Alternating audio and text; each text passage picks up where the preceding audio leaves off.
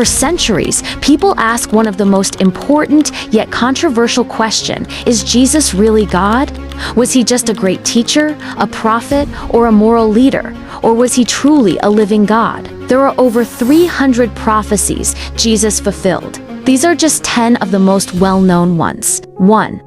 Born of a virgin in Bethlehem. 2. From the line of David. 3. He will be called the Son of God, for he will perform miracles. 5. He will be rejected by his own people. 6. He will be betrayed by a close friend. 7.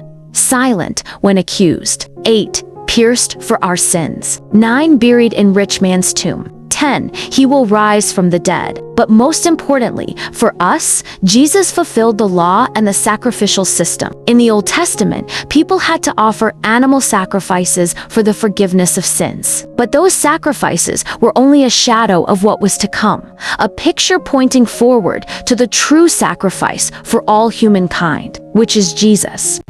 One day, when Jesus entered Capernaum, people gathered until there was no room left.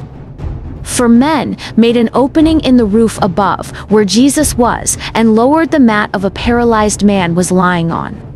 When Jesus saw their faith, he said to the paralyzed man, "Son, your sins are forgiven." Now some teachers of the law were sitting there thinking to themselves, "Why does this man talk like that? He's blaspheming. Who can forgive sins but God alone?" Immediately in the end, Jesus replied, "I want you to know that the Son of Man has authority on earth to forgive sins." And the paralyzed man got up, took his mat, and walked out in full view of them all. From this story, we can conclude that Jesus has the authority to forgive sins, meaning Jesus has the authority of God. John 1:1 said, "In the beginning was the Word, and the Word was with God, and the Word was God." The word here refers to Jesus as, in John 1:14 said, "The Word became flesh and made his dwelling among us." This reveals that Jesus was present at the very beginning. Creation itself. He was not created, he is eternal. He was with God and he is God. And who else can be present at creation except God alone? Even in Jesus' final moments, when the Sanhedrin asked Jesus, they all asked, "Are you then the Son of God?" He replied, "You say that I am." In the original Greek, the phrase "you say that I am" carries the meaning of "you are right in saying I am." This isn't Jesus avoiding the question, it's a direct affirmation of his divine identity.